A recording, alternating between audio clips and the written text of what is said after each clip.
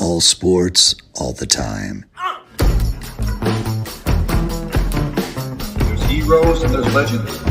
Heroes get remembered. Legends never die. This is the Spoken Podcast. Hold your ears, folks. It's showtime. I'm your host, Lance Twidwell. Man, that kid, he can ball, man. He can ball. Touchdown, Kansas City! Patrick freaking Mahomes, baby! Let's talk some sports, because that's what we're here to do. You are tuned in to The Spoken.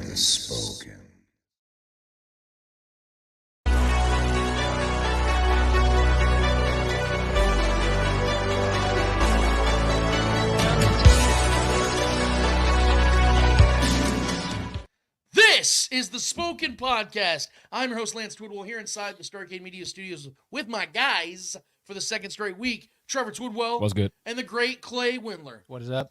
Red Tribe Cinema's finest, guys. We're here once again, back-to-back weeks in a trio, the other version of the Three Amigos. We have Chiefs Amigos, then we have the Three Amigos here today, because we got a lot to get to, you guys, a lot to discuss, a lot to take away from what has happened this week. We are so happy to be here with you, and for you to be here with us, whether you're live streaming, podcasting, or YouTubing. Thank you so much for taking the time to be with us on this Saturday, this beautiful Saturday in Kansas City. It looks like it's going to be one hell of a day, but if you happen to be inside, maybe a little bit under the weather, whatever you got going on, thanks for hanging out with us, man. We're going to really get to a lot of these great topics, guys. We have a lot, like I said, this has been a heavy Chiefs week, heavy NFL week. Cannot wait to break all that down. I tell you guys at the top of every single show, I will tell you at the bottom of every single show, if you've not already done it, go to our YouTube channel, hit youtube.com, The Spoken Podcast, like, subscribe, notify, but most importantly, get in the comments, because we have a segment every single week. It's called Speak It, where we give you guys the platform, you guys the opportunity to give us your takes, comments, questions, concerns, whatever you have for us in the world of sports. Fire away. We don't talk about roast beef sandwich analysis. We're not going to have former players on our show eating food in front of you guys and then talking about it. We're going to actually talk sports today. So that's why we're here, and we're really excited about that. I hope you guys are excited about that as well, because I know that's why you actually click onto a sports shows to do that. So without further ado, Trevor, it's time for Lance Rants. Gotta scream!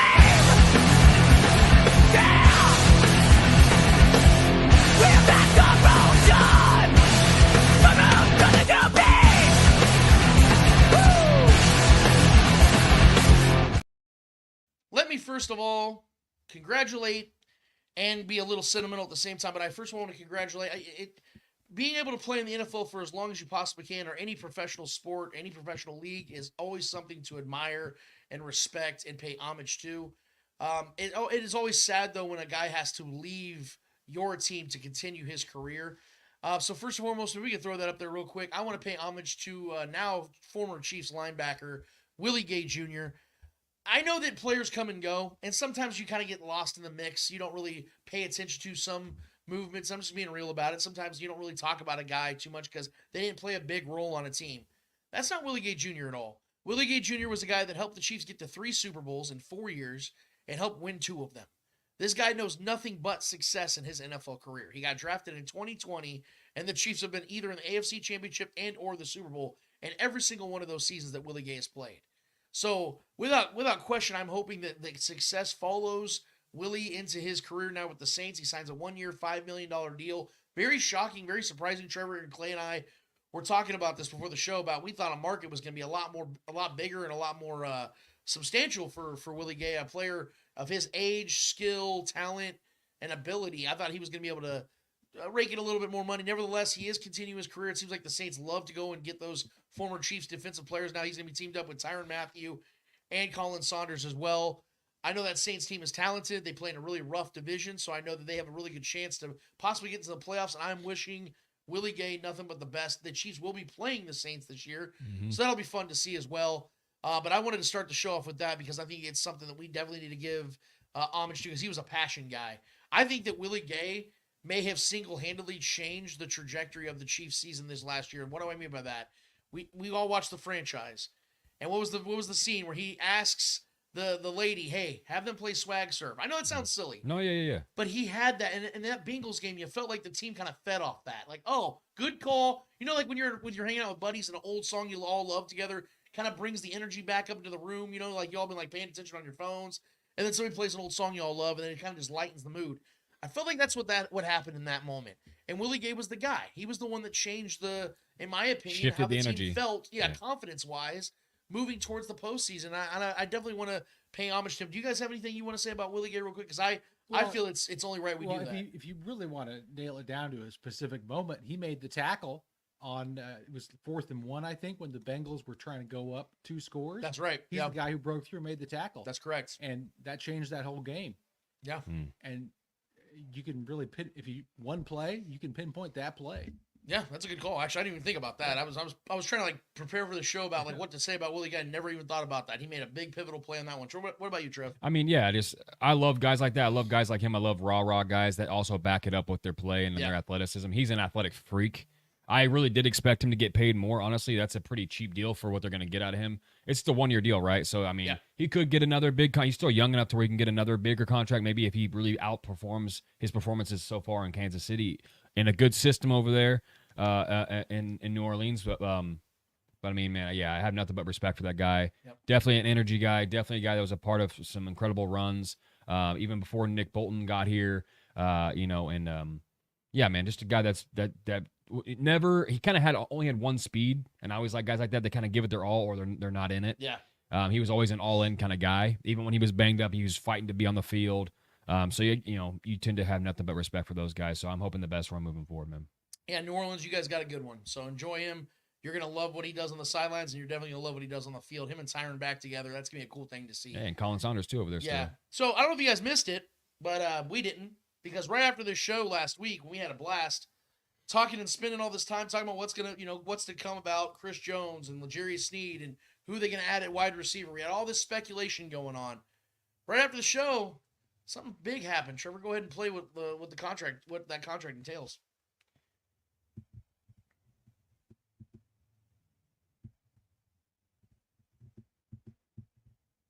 Are we going 𝚂𝙿𝙾 here? What are we doing? Yeah, first one. I told you how I would do it. I would franchise tag L'Jarius Sneed. I would reach a long-term extension with L'Jarius Sneed, and I would let Chris Jones walk in free agency and take the compensatory pick. Was that the right? I don't think that was the right one. No, play the one below that. Are we number confused? 2. Play number 2, Trevor. Play number 2. Oh, Sorry. okay, let's I go, pal. apologize. Gotcha. I think we have seen Chris Jones' last game with the Kansas City Chiefs. I don't know. Come on, what are we doing here? We need producers here. I apologize, guys. I don't know where that's coming from. Try the third one just in case that might be the right one. I'm sorry. Here we go. I love a glizzy. No, that's still not it. Maybe we try the overlays. Sure, there's a couple overlays that we had Let's real quick. We see. see if that maybe the overlays have it. Sorry, I know guys. I have it somewhere We're in here. I reaching here, apologize, guys. guys. Sorry. Yeah, Let's see it. it's my bad. I will take ownership. That one? Oh. Oh no, is that the? Oh, I thought I deleted that. That's been down there for a long time. Just go to that last photo real quick. Next slide. There it is. Oh, there it is. Found it. There it is. Chris Jones ain't going nowhere, bitch. Our guy, Chris Jones, signs himself a lucrative deal here in Kansas City. And it does a lot of things that I can't wait to talk about today, guys, because it shows us two things. That Chris Jones meant everything he said from the beginning. Things that I've been telling y'all for 2 whole years.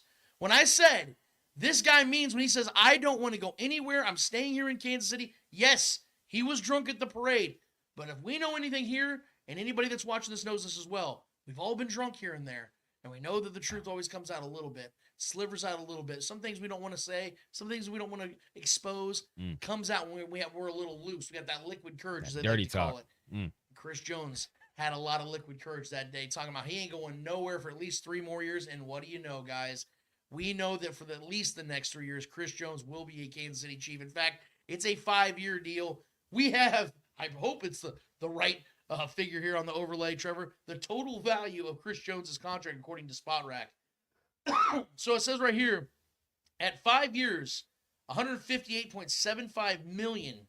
The contract becomes the 13th highest total value deal currently in the books of the NFL, sliding in between Daniel Jones's deal in New York, Derek Carr's contract in New Orleans. Holy shit, those are random names.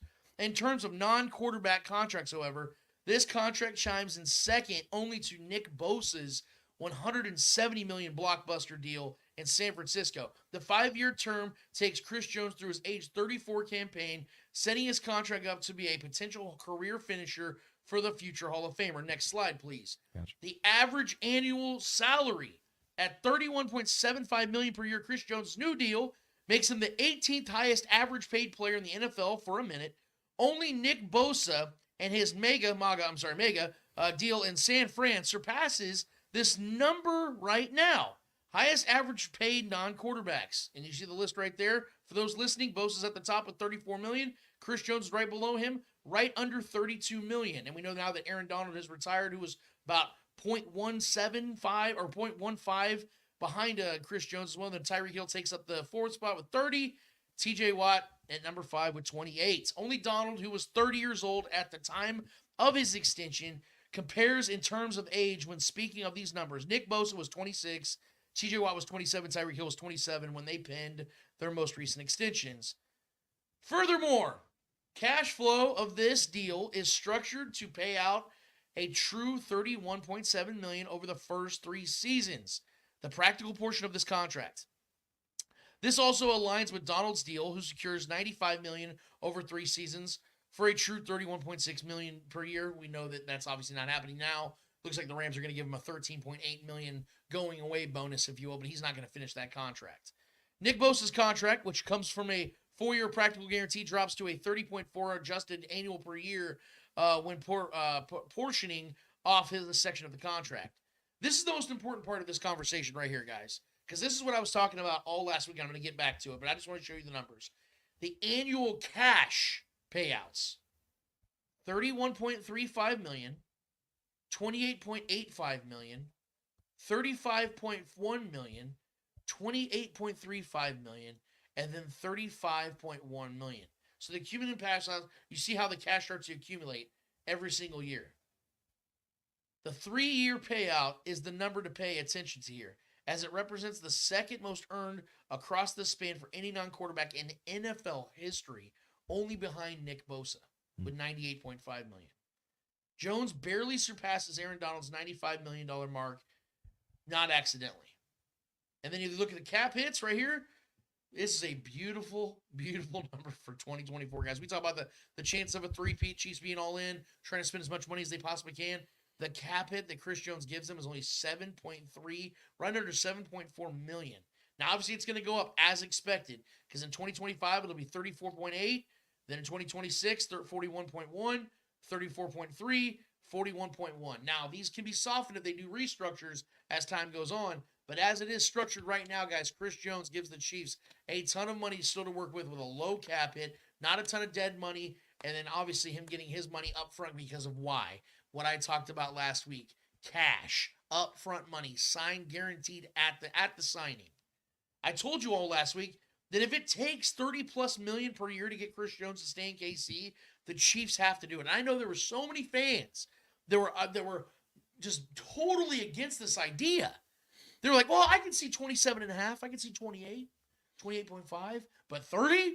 What the fuck are we thinking? As if Chris Jones's value can really be put into dollars and cents. We all know that there are certain players on this team you can't pay enough to keep around because you know how imperative and how pivotal they are to the success of this team now and moving forward. And as I said before, guys, dynasty players make dynasty dollars, and he is a dynasty player alongside Patrick Mahomes and Travis Kelce.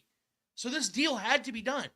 The Chiefs had no other leverage. They had no real plan in place, no contingency plan in place to replace Chris Jones. This, to me, guys, and I'm going to make this as simple and plain as possible because you guys know from day one where I stood.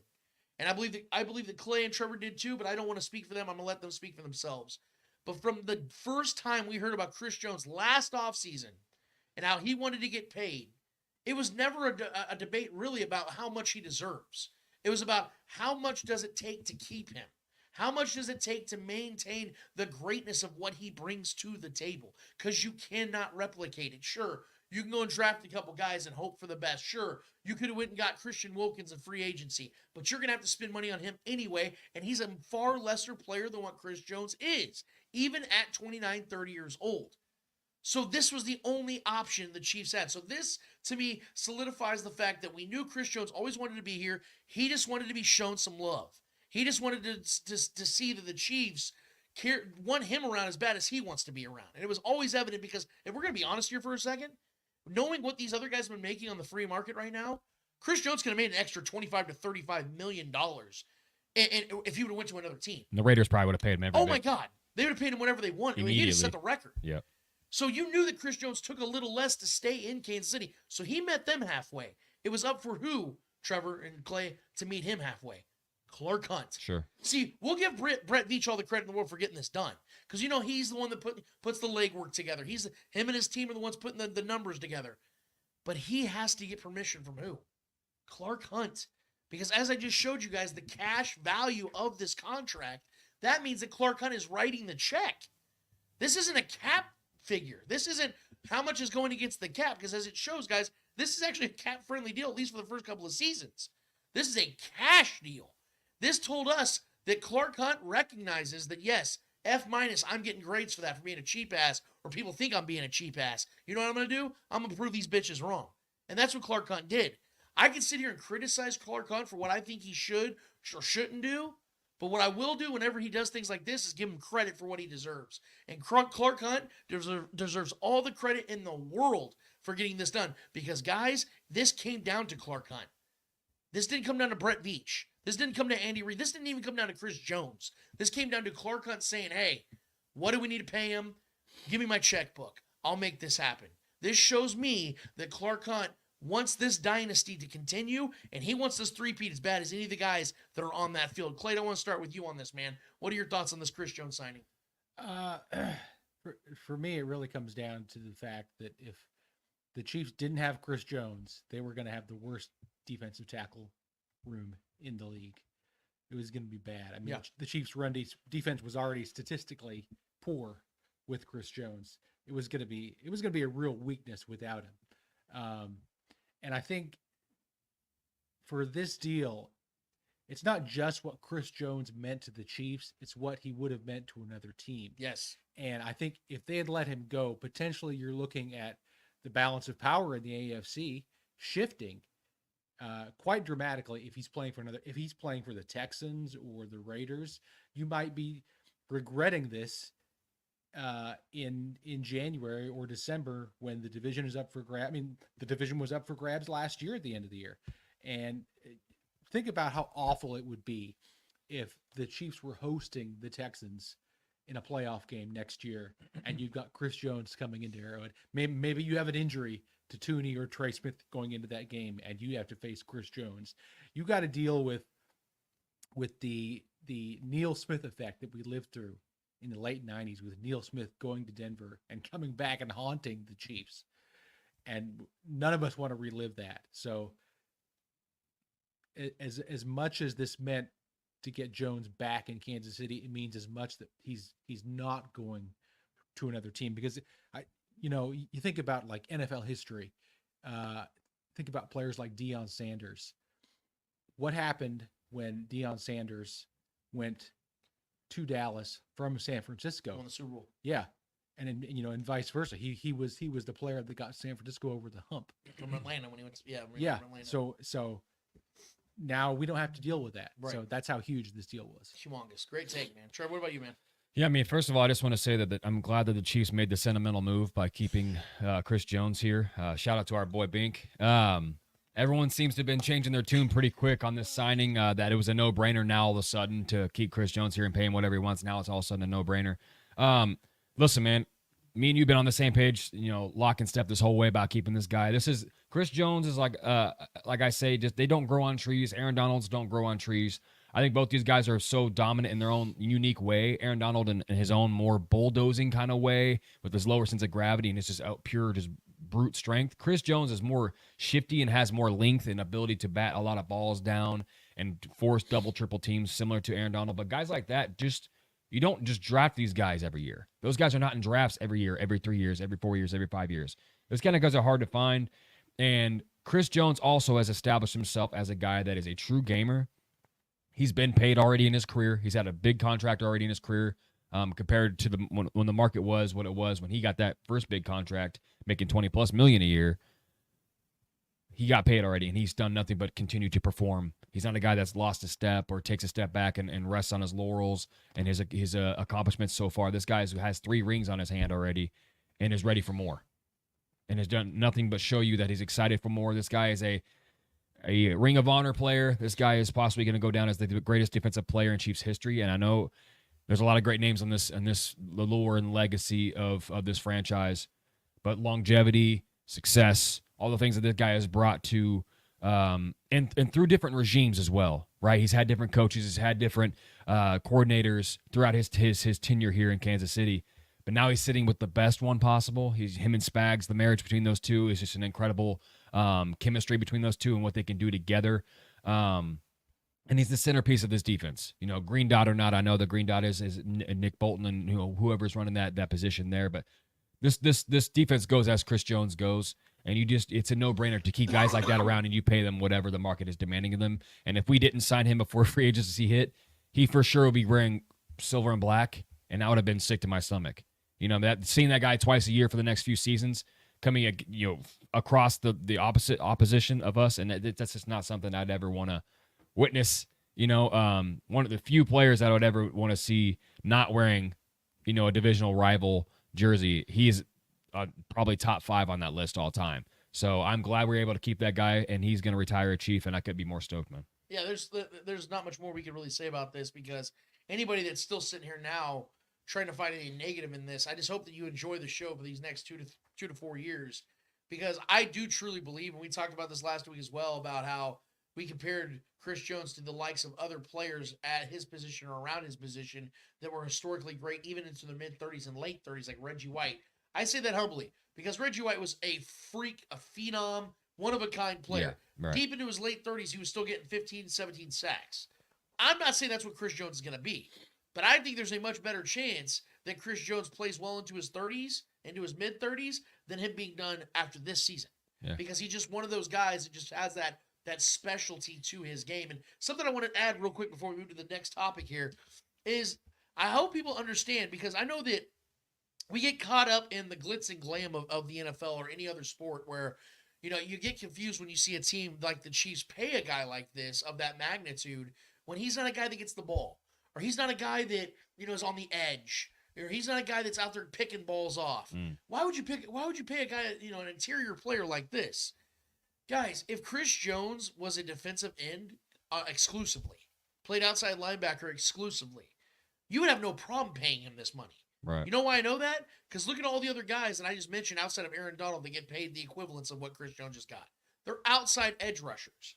Their job, no offense to them, because their job isn't easy, but their job is easier than Chris Jones's. For Chris Jones to get 15.5 sacks in a season, as opposed to Nick Bosa getting it, is a lot more difficult than Nick Bosa. Because Nick Bosa is usually going one-on-one against a right tackle, whereas Chris Jones is going up against usually all-pro guards and centers. That's what he's going up against while getting chipped. So there's a lot that he goes up against that these other guys never could dream of dealing with. So for him to be at the magnitude of these other guys, where since 2018, only 4 other players in the NFL have had more sacks than Chris Jones as an interior pass rusher, is nothing short of marvelous, man. Nothing short of amazing. And this man has earned every dollar, but I hope people understand this isn't a contract that was given to Chris Jones based upon what he's done. It is a contract that is given to him based upon what he's going to continue to do. This is why the Chiefs, in my opinion, this is why Brett Veach has not really put a lot of energy and focus and resources into drafting at that position. Because I think he believes, just like I have over the last several years, Chris Jones is a long-term answer. I said this last offseason, people thought I was nuts. They're like, Lance, he's getting older. He's going to start sliding off. Why in the hell did Brett Veach not have a contingency plan in place? Because every single other position, we've seen Brett Veach draft contingency plans. Yeah, I think that was the biggest dead giveaway, was the fact that we have, over the past several years, we have not drafted any backup or try to develop anybody behind Chris Jones. Look, I mean, literally, since 2020, Brett Veach has drafted 4 interior defensive linemen, and none of them before the 4th round. And granted, I will say, you don't have to have that kind of contingency plan, because not every defensive line is built on the back of their nose tackle, their defensive tackles.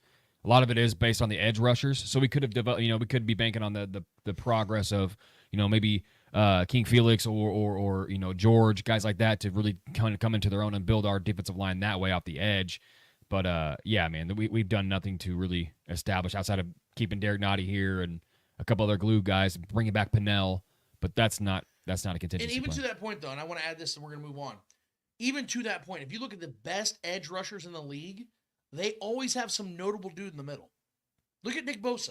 Sure. Armstead, who just recently got paid by, I forget who just paid him. Yeah, I don't even remember like where he went. $51 million. Yeah. It was like an AFC East team, I think. Yeah. You look at I mean, even Tom Bahali and Chris Jones. Like Tom Bahali's last couple of years, he was still an effective player. Chris Jones was starting to evolve into that player. I think he prolonged some guys' careers because of what he did. Justin Houston playing here in Kansas City with Chris Jones in the middle.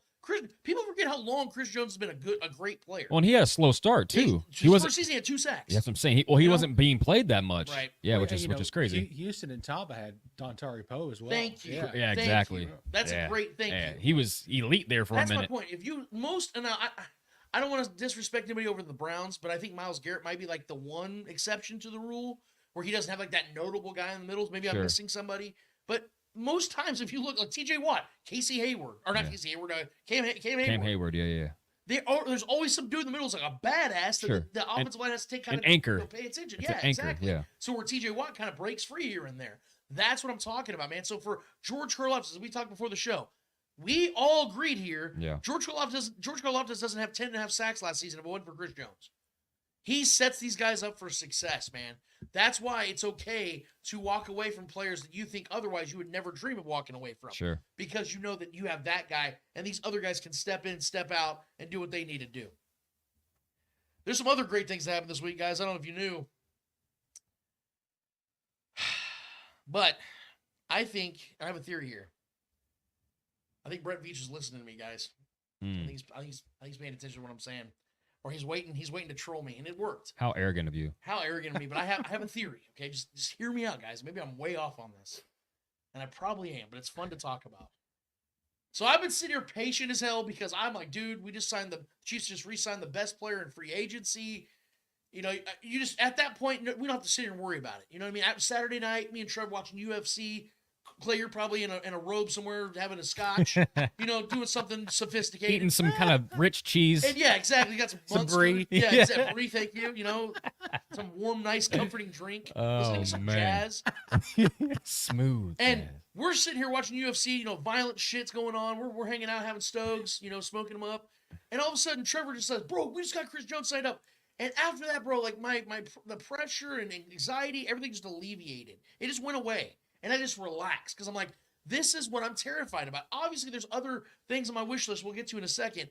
But this was the biggest thing, without question. Because I knew they get Chris Jones and then, kind of just get pieces here and there. This team can and will three-peat. So once that happened, I was like, okay, this is great.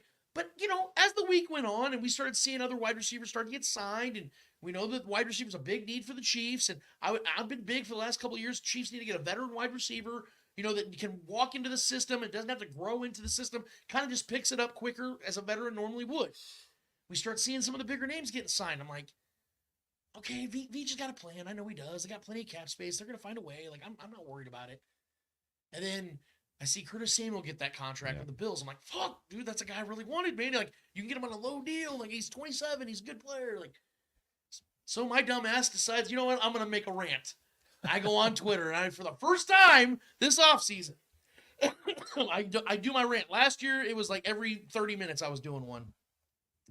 But I posted this on Thursday night. You can go ahead and put it up there, Trevor. Gotcha. The offseason group of free agent wide receivers isn't great by any means this year, but every single one of them that's been signed so far is better than any wide receiver the Chiefs currently have outside of Rashee Rice. In my honest opinion, the Chiefs waited one offseason too long to get the veteran wide receiver one they've needed. Yes, they won the Super Bowl, but we all know that this was by far the toughest one because the offense struggled worse than it ever has in the Mahomes era. That's because they had arguably the worst wide receiver room in the league. They still do. I get that this draft class is rich in wide receiver potential, but the Chiefs still need sure things in their wide receiver room, and right now they have one, and he's going to be a second-year player. I'm not quite sure what Brett Veach is waiting on, but as I said, the crop of free agent wide receivers wasn't amazing to begin with. Now you have 1 to 2 options that are even worth looking into. It's time to make a move. It's been time to make a move. After that, I was in my feelings and I went to sleep. Because I was like, you know what? Veach ain't doing anything tonight. I'm going to go to bed. I'm pissed off because I just saw Curtis Samuel get that deal with the Bills. Bills get a little bit better because he's an upgrade from Gabe Davis. I don't like this. I'm pissed off right now. And what happens, Trevor? At around 10:30 at night, Brett Veach goes Hollywood. Go ahead and play the clip. Hollywood! Hollywood. Hollywood! Hollywood. That's right. In the wee hours of Thursday night, Hollywood. The Chiefs and wide receiver Marquise Hollywood Brown agreed to a contract. As I'm snoring away into the wee hours of the night, it's pretty obvious now that the Chiefs was simply waiting on my annual wide receiver rant to finally get a deal done. That's my theory. I'm sticking with it. He was just like, "Oh, Lance wants to bitch about it. Okay, now I'm going to show him how stupid he looks." But let's go into the details. According to Spot Rack, this contract is phenomenal, without question. 1-year deal, $7 million in base. They said that the incentives would get him up to about $11 million, if I'm not mistaken. On Spot Rack, it says that. Very similar to the Juju contract. Very, very similar to that, yes. And he's actually 2 years younger than what Juju was when the Chiefs signed Marquise Brown. Yep. If you look at here, according to Spot Rack, Mike Giannetti's own Twitter account, the next slide, the notable free agent wide receiver contracts in 2024 so far. You look at Calvin Ridley, 4 years, $92 million. Gabe Davis, 3 years, $39 million. Darnell Mooney, 3 years, $39 million. Curtis Samuel, 3 years, $24 million. Devin Duvernay, 2 years, $8.5 million. Marquise Brown, to the defending back-to-back champ. $7 million. Gotta love it. So, of course, my obsessive ass decided to start doing some price comparisons and some production comparisons. And if you want to play show that next one, Trevor, this is since 2019. Because you just saw Calvin Ridley got that massive contract from the Tennessee Titans. If you look at it, since 2019, Calvin Ridley, 260 receptions, 3,537 yards, 26 touchdowns. Marquise Brown, 313 receptions for 3,644 yards, 28 touchdowns. Now, people say, "Oh, well, Lance, you're it's being dishonest. Yeah, you're cherry picking stats because, as we all know, Calvin Ridley missed, the 2022 season, so that's not fair to do." All right, well, let's go ahead and look at it, Trevor, in the first 5 seasons. Let's put up the next slide. Gotcha. Oh, would you look at that? The averages for their first 5 seasons. Ridley, 65 receptions for 872 yards and 7 touchdowns. Brown, 63 receptions for 729 yards, 6 touchdowns. And you can sit here and say, well, the yards are clearly in Ridley's favor. Look at the quarterbacks that Calvin Ridley had. He had Matt Ryan and Trevor Lawrence, who averaged 4,391 yards and 26 touchdowns in those 5 seasons. Far greater than what Brown spent his first 3 seasons. We all love Lamar Jackson. Lamar Jackson's an awesome quarterback. We all know his strength is not producing in the air. That's not his strength. And not to mention the fact that the last 2 seasons, these are the quarterbacks that Hollywood Brown spent the majority of his time catching balls from. Oh, badasses like Colt McCoy, Joshua Dobbs, Trace McSorley, David Blow, and Clayton Tune. Sorry for the name, but that's the truth. Clayton Tune. Clayton Tune. These are 15 games over the last 2 seasons. He spent catching. The NFL.com on Twitter posted a 2.5-minute highlight video of Hollywood Brown as a Cardinal. Do you know that for the first 2 minutes and 11 seconds, it's him catching passes from everybody not named Kyler Murray? That's the problem we're talking about here. And yet those numbers are still comparable in averages for their first 5 seasons. One guy just got $92 million. The other guy just got 7 and is getting to play with the Dynasty Chiefs. And is 4 years younger, I might add. In other words, I'm not trying to sit here and say he's better than Calvin Ridley. What I'm saying is this is Veach season, motherfuckers. This is what Brett Veach does. I will criticize him when he deserves it. But my God, does he deserve all the praise for this one. You went and got one of the best receivers in the market for a smidgen of the price that it took for another team to go get a 30-year-old who's been ass for the last couple of seasons. He was fine last season with the Jags, but let's be real. He wasn't what everybody expected him to be. And again, he missed all of 22, which was his fault. He chose to gamble like a jackass at the facilities and put money on football games. That was his fault. That was Calvin Ridley's fault. That's why he got suspended. But look at 2021. He got hurt, played 5 games. So Ridley's been the one that you have to question whether he's worth the money he got. So Marquise Brown, what Brett Veach was able to do in getting this 26-year-old stud, I don't think he's a wide receiver 1, but my God, is this dude a wide receiver 2? And I said in a previous tweet as well, we don't have it on here, but I said because of the market being the way that it is this year, as opposed to last year when D-Hop was there, who was a certified, solidified wide receiver 1, I can live with the fact that the Chiefs can go and get a collection of wide receiver 2s. Don't necessarily need a wide receiver 1. Exactly. Yet. If you have Rashee Rice, who I think is a high-end wide receiver 2, but I am open-minded to the fact that he could become a wide receiver 1. Yeah. I'm open-minded to it. I don't think it's going to happen. Could develop into that. I think he's a yak guy, solid wide receiver 2. That's what I think he's always going to be. Right? Rashee Rice, a guy you love having on the team. And then Hollywood Brown, solid wide receiver 2 guys as well. Fastest draft fit. another guy. We know that Brett Veach doesn't have the greatest reputation in drafting receivers. Rashee could redeem that. Maybe he gets another wide receiver 2. And then you have, like I said, I believe in Nico Remigio. I think he'd be a solid guy in this offense. Kadarius Toney. They could sign another guy like a KJ Osborne, a Josh Reynolds. There's other wide receiver 2s and 3s out there. Yeah. You get a collection of those guys in this offense. That is all that Patrick Mahomes needs. What have I always said? It's great to have Tyreek Hill. We love those times. It would be awesome to have Justin Jefferson. But the Chiefs have won more Super Bowls without Tyreek Hill than with him.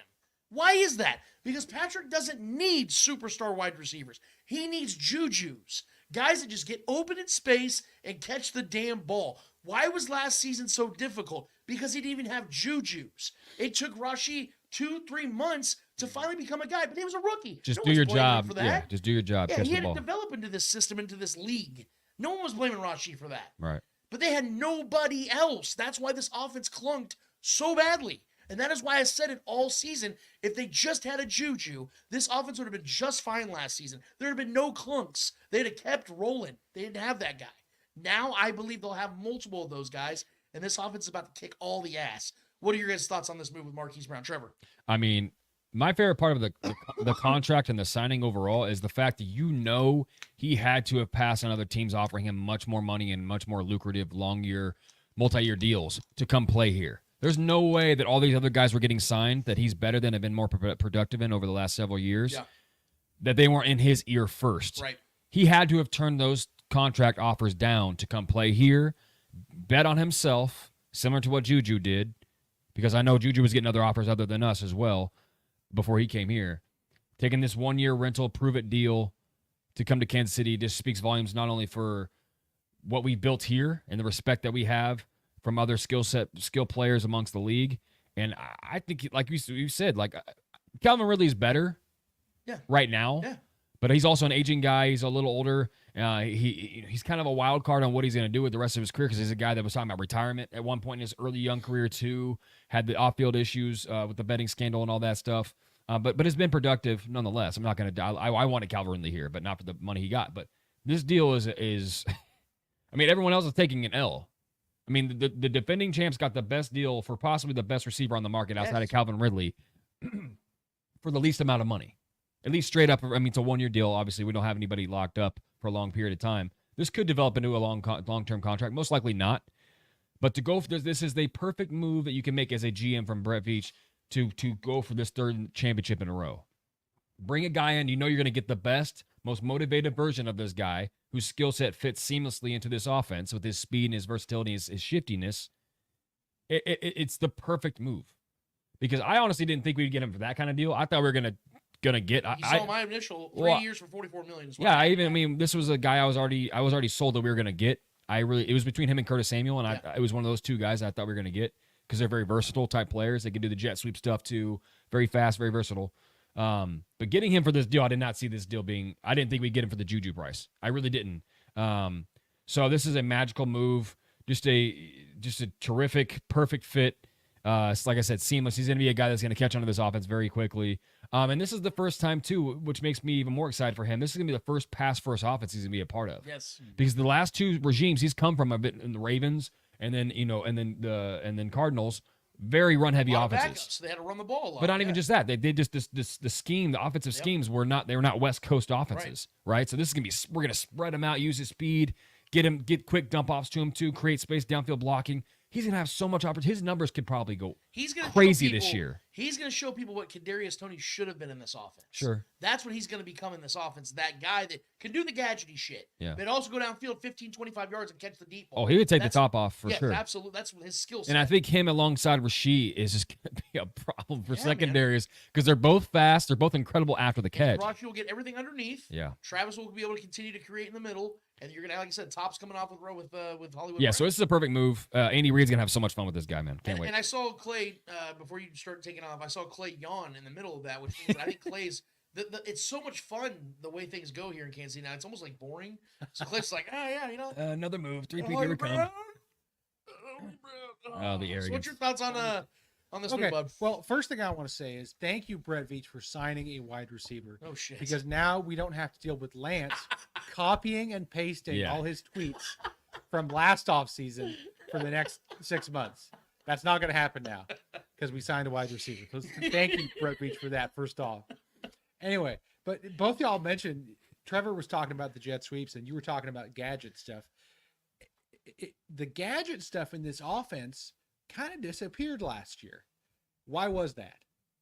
They didn't have the guy to do it. Well, no, they did. They had Hardman and Tony, later in the year. They had the guys to do that. Yeah. What they didn't have, defenses were not going to let the Chiefs run that stuff because they didn't fear anybody. Right. The only guy they had to worry about was Travis Kelce, and so they were camping all the short stuff. They were camping all that gadget and more.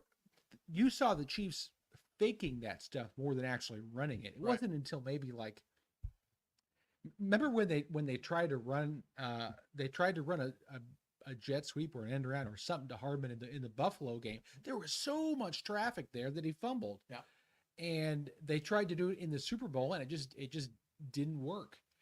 And you remember last year when they played Hardman scored 3 touchdowns on that stuff last year or in 2022 in San Francisco on that. But they couldn't do that this year, and it's because of all the congestion. Now they're going to be able to run that stuff because teams are going to be worried about Hollywood Brown. They're going to be worried about Travis Kelce, and they're going to be worried about Rashee Rice. So it just opens up everything. And the last time the Chiefs had 3 guys on offense that the other team was going to have to worry about, 3 guys that you have to account for, when was that? That was when Tyreek Hill was here. Right. And obviously Hollywood Brown is not Tyreek Hill, but you feel like Hollywood is a worse version of Tyreek Hill. There's similar skill sets. He's a worse version, and you feel like now Rashee Rice, especially the fact that he's healthy all the time, is a better version of what the Chiefs had with Sammy Watkins. 100%, yeah. So you feel like the Chiefs have a lot of the dynamic here now that they had back then. And so for sure you're going to see parts of the offense open up that weren't open. Even the last 2, even with Juju, because Hollywood's so much faster than Juju was. Yeah. So the Chiefs are going to have a lot more versatility, a lot more options on offense than they've had. They haven't had since Tyreek was here. And can you also expand real quick on, you were the one that brought this up, so I want you to get the credit for this. You brought it up on Twitter yesterday about this bullshit narrative that's out there about Hollywood Brown's drop problems. Yeah, I think I'm not sure where. I think that came from Ravens fans who are mad as hell. Yeah, because Lamar was overthrowing they're them. Mad as hell at the dynasty. Yeah. And no, Hollywood Brown is not drop prone. Right. I tweeted out 30 seconds after he was signed when you were actually, I texted Lance right when he was signed, and Lance didn't even see the text because he was so sound asleep. But I immediately went and looked. I saw the Ravens fans throwing shade at the signing. Oh, he's going to drop the ball. Last year, his drop rate was 4%. This is from Pro Football Reference. His drop rate was 4%. The drop rate for Marquez Valdez-Scantling last year was 7.1%. The drop rate for Kadarius Toney was 13.2%. That's bad. So it's not even in the same. I mean, maybe he doesn't have, he doesn't have Juju's hands, but his hands are not even close to being as bad as what we were dealing with last year. And you go look at his highlight reel. He's making some sick catches From terrible quarterbacks. No, from terrible, yeah, from Trey Sorley, for God's sake. That's what I'm saying. He was making catches last year. Nobody on this roster is making 100% last year, not even close. For sure. So it's just, I mean, it's just a Adds a whole new dimension to the total win, offense. total win for the Chiefs. The thing we have to remember also, guys, is more than likely the Chiefs' defense is going to be really good next season. I don't think it's going to be as historically great as it was this last season. That doesn't usually happen in back-to-back seasons. No. But what I will say is I think it's safe to say the Chiefs will have a top 10 to 12 defense this next season. So even if they take a minor step back from not being the top 2 defense to being a top 10-ish defense, if you get back to being an offense that's scoring 27 to 28 points, the balanced attack for this team is that much easier on the guys. Because what did I say about last season? Why I was so upset? It wasn't just because I like the games where the Chiefs are scoring in the 30s and it's fun as a fan. I'm looking at it as, okay, we want to stretch this dynasty out as long as we possibly can, right? You were worried they were going to waste maybe the best defense we've ever had. Yes, and also, I was too. Also overspend Travis Kelce's remaining years. Yeah.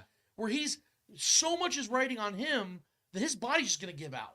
As opposed to having pieces around him that can take that pressure off of him, where he doesn't have to be great every week throughout the regular season, and they can be that guy in the postseason we know him to be. Everything had to be right for the Chiefs this last season. That's why it was so hard. The defense had to be great and stay healthy. Patrick Mahomes and Travis had to be great and stay healthy. Everything had to go right. And Rashee Rice had to develop quick. Much quicker than most rookie receivers do. And second-round picks. And he did. And he did. So everything went right. That's why I picked the Chiefs to win the Super Bowl. But I said in order for them to win the Super Bowl, they're going to have to overcome their wide receiver room. Yeah. And that is exactly what they did, because somehow it was actually worse than I thought it was going to be. Their wide receiver room was actually worse. It was so bad, Kadarius Toney and Sky Moore were healthy scratches in the Super Bowl. So that's the point I'm trying to make here, is that that's not going to happen this time. By just signing Marquise Brown, this wide receiver room is already better than it ever was last season at any point. Yeah, Ravens fans. At any point. Like right now, this wide receiver room, I'd take it over last season's at any point. Of course. So cutting MVS is an automatic pressure reliever. I believe they're getting rid of Kadarius Toney. I know it's a $2.5 million dead cap hit. Who gives a shit? You can get that back from cutting Cleveland's guy Justin Watson. So I'm good with that. My point is, not going to cut. Come on, we're keeping Watson. White Lightning's not going anywhere, bro. Like, just if the top 3 guys are better than what they were last season, I don't even care. Like, keep Justin Watson for all I care. I just want to see a drafted receiver now with Rashee Rice and Marquise Brown. They do that, and have my boy Mika Remigio, who I'm not giving up on. I think that's what you're going to see. I think you're going to see a much improved offense, let alone wide receiver room. And I think that's why you should be excited, fans. Be excited, because if I'm excited, y'all better be excited, because I'm the pessimistic one. So I know you guys are always hoping for the best. Let's hope for the best together, because like he said, our guy Clay said, I'm not going to have to bitch about the wide receiver room this year. And trust me when I say it, I'm glad I get to talk about something else. No more mean tweets. No more mean tweets, unless something else comes up. Be nice. Be nice. But I'm gonna be praising Brett Veach for what he did, because this was an awesome signing, especially for the value of the draft. Yeah, we all can breathe now, man. Contract, yes. Yeah, whoever they draft, there's going to be no pressure on that receiver. At all.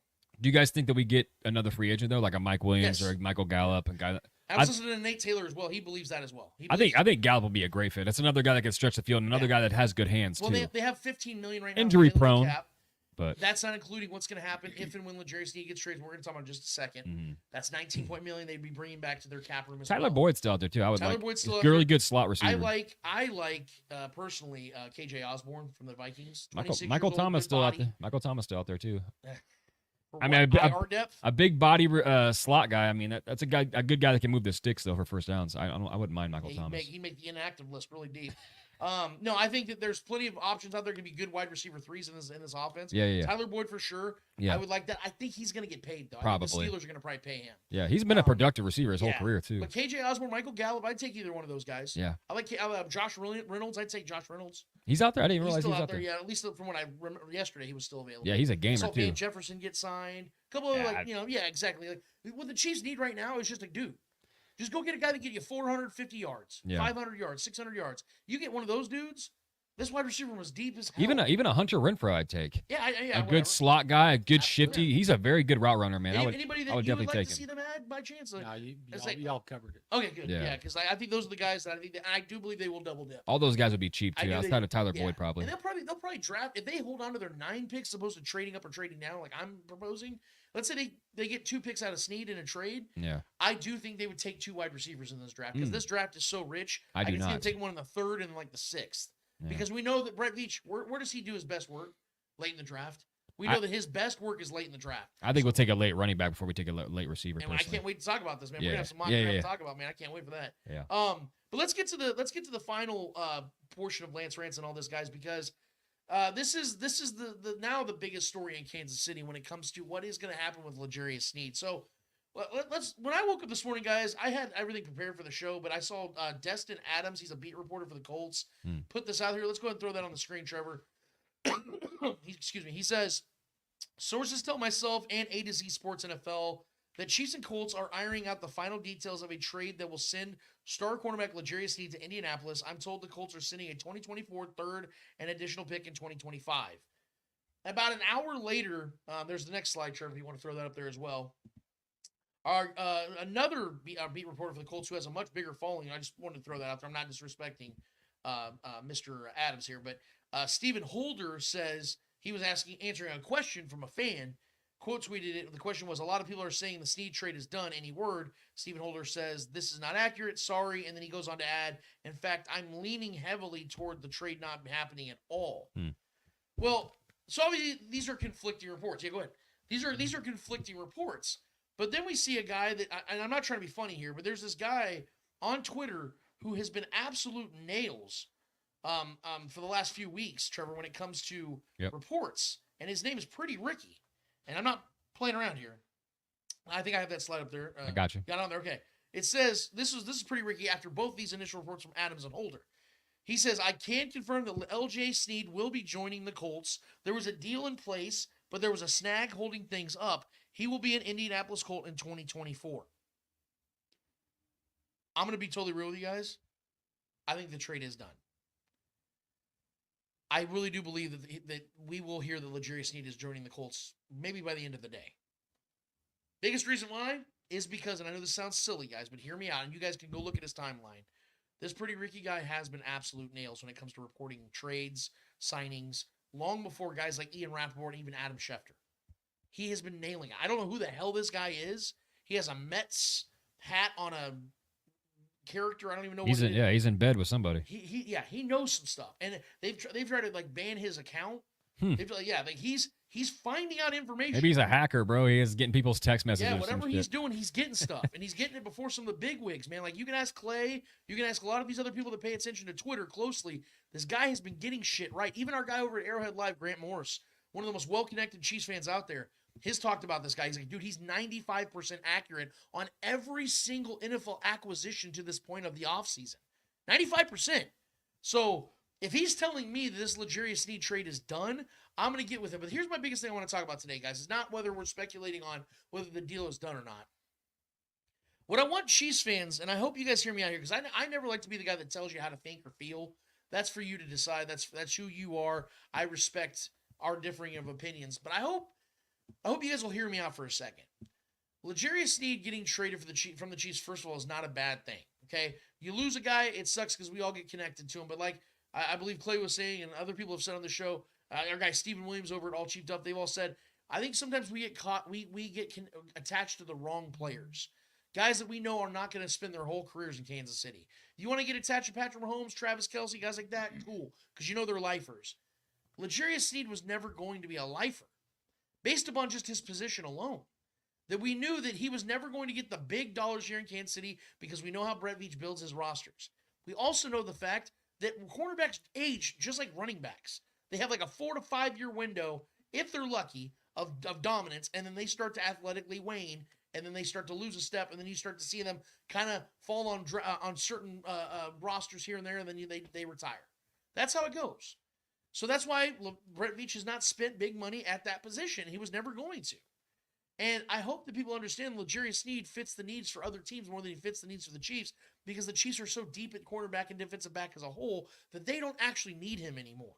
So when we talk about the returned value, yes, I have my my preferences when it comes to what I'd like to see return. I initially said that I think that the Chiefs could get a second and a fourth out of L'Jarius Sneed. I still think that's possible. But I never entertained the thought of a first-round pick because he's not Jalen Ramsey, the only cornerback ever to return a first-round pick in a trade. And Jalen Ramsey was a 25-year-old 3-time All-Pro. That's not what L'Jarius Sneed is in any of those regards. Right. He's never been an All-Pro, and he's 2 years older than what Jalen Ramsey was when he got traded from the Jaguars to the Rams. So I hope you guys can contextualize and stop getting so upset when you're hearing rumors about a 3rd and a 5th being returned. Guys, that's actually a very good trade. I will take that. When you consider what L'Jarius Sneed is actually and what he actually is. He is not the player you guys think he is from another vantage point. These teams, guys, you have to understand, these teams are not only trading assets to get L'Jarius. Whoever trades for L'Jarius is going to have to pay him upwards of $20 million a year. Yep. So they're not just giving up draft picks; they're giving up cap space and cash. So you can't look at it from the same perspective. You have to step out of your own worldview for a second as a Chiefs fan. That you're not gonna see a 1st and a 2nd for L'Jarius Sneed. You're gonna see a 2nd at best, a 3rd more realistically, and an additional pick, maybe this year or next year in return. And we got to be okay with that. I hope you guys understand that's a good trade for a player of Sneed's magnitude. Sure, what are your thoughts? I mean, Sneed just needs to go hire Kirk Cousins' agent first and foremost. That would be the move. Listen, I love L'Jarius Sneed. I thought he should have been an All-Pro last year. I thought he was snubbed from the All-Pro awards and the Pro Bowl. I thought his didn't allow a touchdown all year last year. Was shutting guys down. Granted, when you have a teammate like Trent McDuffie, who was an All-Pro, who is the better of the two, but not by much. I mean, they both were an incredible duo last year. It makes more sense to get rid of Sneed now and get what you can for him, and then other than letting him walk. And I see both sides. Of some people say, just let him ride out in the tag, and let's take this, let's carry him on to this, for this three-peat, because he was a big part of obviously the back-to-backs without question. But if we're going off of value and a value-based approach here, it makes more sense to deal him now, and even if it is a 3rd and a 5th, right? Or if it's a 3rd this year and a 5th, or a swap next year or whatever, however that plays out. Picks are very valuable, and if we know anything about Brett Veach, man, we know the guy loves his picks. He loves to rack up the picks. People were even upset about the Tyreek Hill move when we got the picks, and we got a fucking haul for Tyreek Hill, and people were still hesitant and unsure about that move, and it did nothing but work out, because when you give Brett Veach leverage and that many picks in a draft, he's going to go to work. Yep. He knows how to build a roster. He knows how to evaluate talent at the majority of positions. I mean, wide receiver is still suspect. I mean, outside of Rashee Rice becoming a stud here, it's been suspect for the most part. But I think it makes the most sense to get what we can for him now, rather than letting him play on the tag. There were some reports out there possibly, him getting 22 million or 22 or 21 million plus from either the Colts or the Chiefs. Right. Maybe an extension from the Chiefs. That's not happening. The Chiefs are not extending L'Jarius Sneed. I thought about that for a second, and then I quickly told myself no. So that's not happening. But I love L'Jarius. I love what he's done for this team. I love who he's been. But he is a guy that is replaceable in this defense. He is a guy that is replaceable on this team. And Spagnuolo and Brett Veach know that. And Brett Veach's specialty that we've talked about ad nauseum on this show is drafting DBs and finding talent at DB and cornerback. And safety in those positions, those secondary pieces. He just knows how to find them, and he knows how to piece them together with the brainiac that Spagnuolo is. And I think we got a guy in Jamari Conner that is going to fit right in seamlessly, in my opinion. It's very similar prototype to what L'Jarius Sneed is, and played well even in his opportunities this season when he spot started or played and fill in for L'Jarius or whoever was out. So I think the Colts, though, are the last team possibly that we're going to work with, though. That's what it seems like, because there's already been so many DBs moved. That's the only thing that kind of gives me pause to the idea that he may play on the tag with the Chiefs this year and run it back, because the Colts seem to be the only team left that's really talking to the Chiefs that we're hearing about, if I'm being honest. I think that's intentional, though, because the Chiefs are using what they're agreeing upon with the Colts against the teams that are still interested, because I know the Lions, Falcons, Commanders, and the Eagles were all still interested. Okay. So if those teams took a step back and said, well, let's see who else steps to But the do those teams AFC you think team steps up, and they're like, well, Maybe giving up 2/3 or a third and a fifth wouldn't be a big deal. Let's go ahead and renegotiate. But you said to yourself, then not just the draft compensation, but are those teams like the Eagles and those other teams the Eagles just got what's his name from Detroit, I believe. Right. I can't remember his name for some reason. Gardner Johnson. C.J. Gardner Johnson. Yeah, there's got him. Solid pickup, but I mean, are those teams capable? Unlike the Colts are, the Colts can pay Ladarius. Do those teams, do you think, have the funds to give him that extension, that big help, $20+ million a year? I don't know if they do. I do know the Falcons still have some money. I do know the Commanders have a fuck ton of money. Yeah. So I know there's money out there to be spent. Sure. It's just going to be, like I said, the combination of draft compensation along with money. And I think the Colts right now are probably the best fit. Well, yeah, because we want to do what's right by Ladarius too. Yes. I don't think the Chiefs are not going to agree to a trade that fucks Ladarius. Right. They want to be have And some it sounds terms like set he's in down with the place. Colts. It sounds like he is down with the Colts. I mean, sure. Yeah. I mean, if he can get it, I want to see Ladarius get his money, man. Yeah. That's the main thing for me. If he's not a Chief, I want to see the guy get the bag. What are your thoughts on this whole situation? I mean, would you be okay with if you found out the Chiefs got a 3rd and a 5th round pick for L'Jarius Sneed in return? Well, I mean, if you think about it, L'Jarius Sneed, his value is never going to be higher Right. than it is right now. I mean, he just had an all-time season for him especially, but even for Chiefs cornerbacks in the last 10, 15 Yeah. years. I mean, it was ridiculous. So his value is never going to be higher. So if you're going to move him, you got to move him now. And you already know you're not going to pay him long term, because realistically, you can't afford to pay him and Chris Jones long term, especially if you're going to re-sign, Creed Humphrey, especially if you're going to give Trent McDuffie a big deal in a couple of years, which you feel like you're probably going to do. Probably will. So you gotta move on, and if you're going to do that, do it now, because now you get the most value for him. 100% agree, man. And the cool thing is that now, and I want to pull my before we get to the people and speak it, pull up my current wish list where we've checked off the board so far, Trevor, if we could. So the Chiefs offseason wish list, I think I have it on there, if I'm not mistaken. I do not believe it's on here. Okay, well, I'll just give you guys right now. So the ones that have been checked off, extend Chris Jones, cut MVS, sign notable veteran free agent wide receiver. We have that down now. Resign Drew Tranquil, by God, and resign Tershawn Wharton. I like that depth piece. The biggest one that we haven't talked about so far, restructuring Patrick Mahomes. Yeah. So if you guys didn't know, Patrick Mahomes just restructured his deal with the Chiefs, frees up about $21.6 million, which is huge. Because right now, everyone was thinking they're waiting to make a move based upon the trade for L'Jarius Sneed.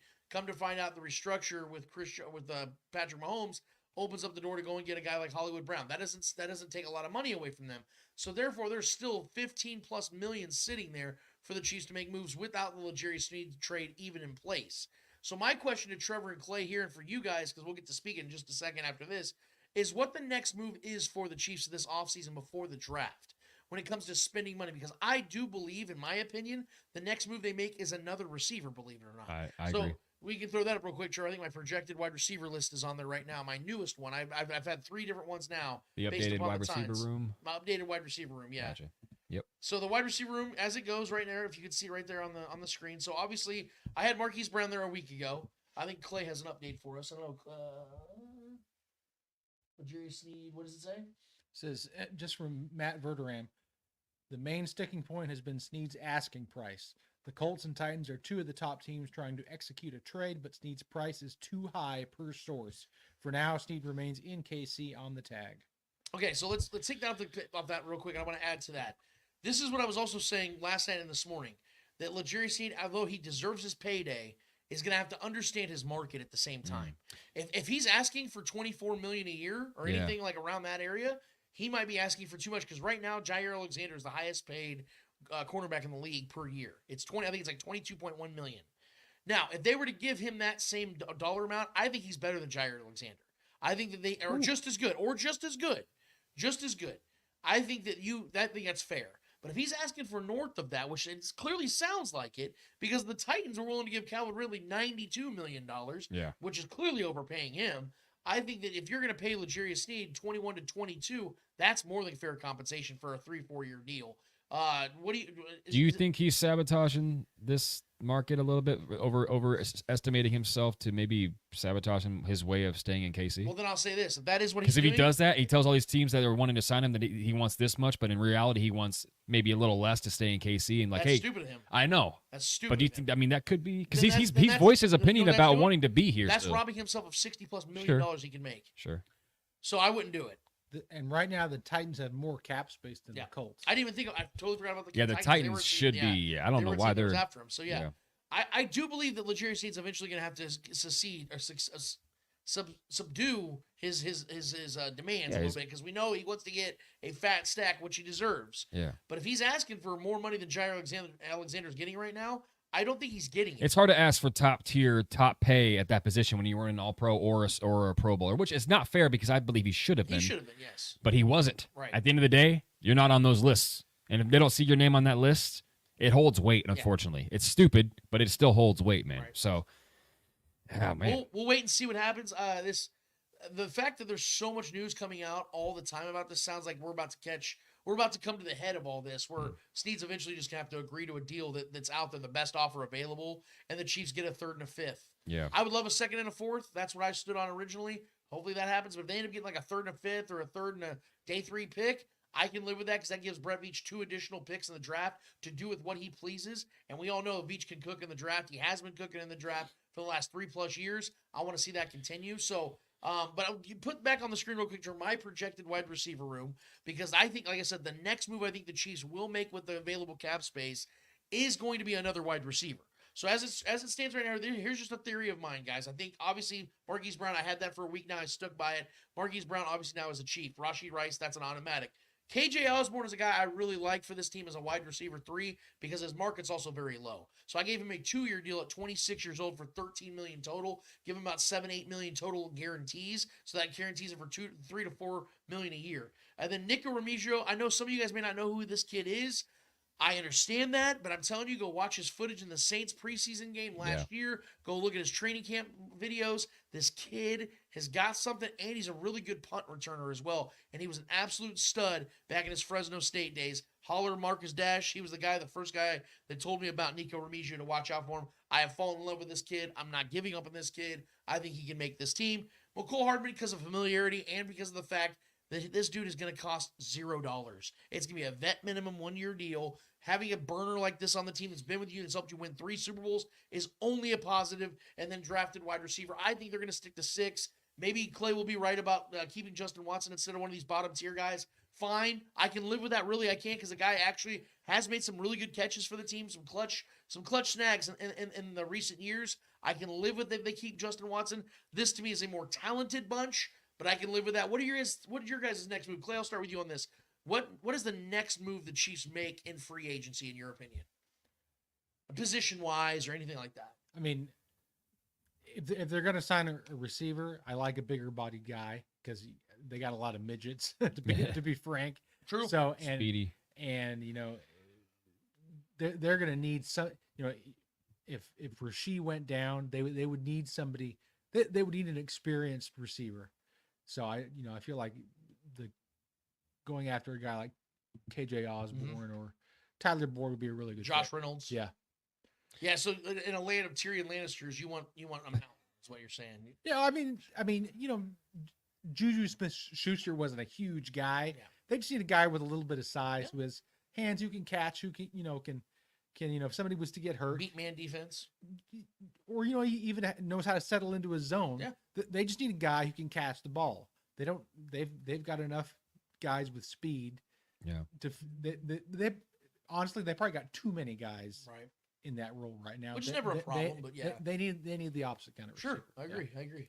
I mean, I think it should be receiver. I think there's no left tackles or tackles out there that to my knowledge, are worth of, giving anybody a contract after the Tyron Smith signing. So, sign another veteran, or like a KJ Osborne or a Tyler Boyd or Michael Gallup, one of those guys, to a 1-2 year deal, and then draft a tackle with our first pick possibly. What about this interesting nugget? What if they re-sign Mike Edwards? Safety. Yeah. The depth that he brought to this team last year. Yeah, I love Mike He's Edwards. still sitting out there. You got money now, so you can. Well, especially if we get this Ladarius stuff taken care of, bring him back, it makes a lot of You'd have sense. $34+ million in cap space. Yeah. With the Ladarius Sneed tag taken off the books. Get Mike Evans. Mike Edwards last year was a 1-year, $3 million deal. Yeah. If you go and get him and you say, hey, we'll give you 2 extra. How mad would you Super be? Bowl champion with us, 1 year, $5 million. I'm actually surprised he didn't get. Yeah, he played really well, man. Yeah, last I checked, and you guys can correct me in the chat if I'm wrong, but last I checked, Mike Edwards is still a free agent. Yeah. So what if you brought back some just for depth? Because Brian Cook got hurt. Yeah. Never know Justin Reed might get hurt. Yeah. Troy Connor, one of these guys, corners and defensive backs always get banged up. He was a guy that was always in the right place at the right time, just making plays. And he'd be inexpensive. I just think very he'd be high a IQ. I'm sure Spagnuolo would not mind having every freaking player apart from Willie Gay back on defense. Absolutely, man. Absolutely. How mad would you be if Kadarius Toney was a receiver on this team next year? I'd be very upset. He's a waste of a roster spot. I think he's a cheap next year, dude. Well, I kind of feel the same way about Sky Moore. It's like waste of a roster spot. But you feel like the Chiefs, he's under contract, that rookie contract, and they hate cutting those guys on. I get it, but man, what are these? Okay, let me ask you guys. I'm agreing with you. Yeah, It kind of pisses me off. Anybody that disagrees with me about getting Sky Moore and Kadarius Toney off this, let's start with. I don't think it's a matter of disagreeing with you. I think it's just what the Chiefs are going to do. Let me ask. Okay, let's ask the Chiefs. What is Sky Moore good at? Anybody? He's really good cardio. Returning punts in the AFC Yeah, but you get McCole Hardman. Catching wide open passes in the flat. You get McCole Hardman and Nico Remigio to do that. You can sign any dude hey, out there. Honestly, I will settle for the Chiefs getting rid of one of them because I feel like there's no way they're going to get rid of both of them. Well, then get rid of Kadarius Toney. I know he's got the dead money, $2.5 million or whatever. The guy doesn't do anything good for this team. And he's lying about his shit on Instagram about an AI bot did that voice thing of him. That's a load of shit. Buddy, you were on there in your feelings talking crap with, I guess honestly, that was English. I don't know. If I had a choice, I'd get rid of Sky because at least I've seen Tony make some. I agree with you. When? I agree with you. No, exactly. there's more upside with Kadarius Toney. You have to hope maybe he can regain that form. There's more upside. He's far more deadly with the ball in his hand. I think we're comparing like diarrhea. I know, but I agree with Clay. I think he's got far more upside. There's your subject for your mean tweets this year. Yeah. And ironically, he's wide receiver again. I can't escape my hell. If at any point Sky or Tony get more than like 5 snaps in the game, just go off on Twitter, bro. You guys would agree that they are wastes of roster spots. Justin Ross is out there somewhere, especially with the wide receiver draft class we have. Well, I'm just waiting for Nico Remigio to get cut so you can bitch about it. Okay, I will live with Nico Remigio not making this team if both those guys are not on the team. Oh yeah, talking about another undersized guy. He's small too. So. Yeah, but at least he has room for improvement. Like these guys, we have seen 33 games of Sky Moore. We have seen over 30 games of Kadarius Toney. How much more football do we need of these guys? Well, it's on top of to make matters worse for KT. I mean, the injuries too. I mean, he's got healthy scratches in the Super Bowl. Yeah, it's not like they had a myriad of receivers to replace them. They didn't, and they still weren't on the field. That okay, so you'll be upset. Okay, cool. Yeah. Because when it happens, I can't wait for your reaction. So that's where we stand on all things right now, guys. Up to date.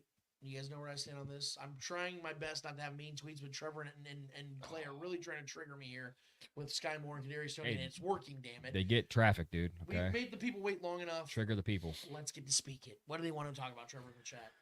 All right, so off the top rope, we got Julia Gulia. Yeah. Hello, Julia. Out of all Chiefs free agents still remaining, who do you think resigns? Well, now that Turk Wharton and Derek Nottie are taken care of, James Winchester's taken care of, Allegretti's gone. Best of luck to you, brother. Willie Gay's gone.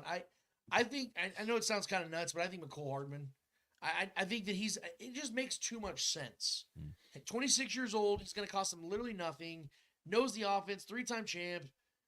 He's a burner, so you always want the Chiefs love having guys like him, and he's like that perfect scat guy, who does the jet sweep motion stuff. Mr. Walk off himself. Yeah, I mean maybe I'm missing somebody. I don't have the whole list in front of me, but I feel like he's like just the easy pick.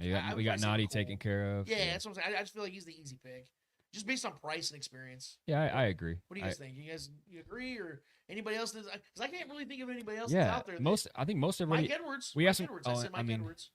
Yeah, I think. Yeah. No, I agree too.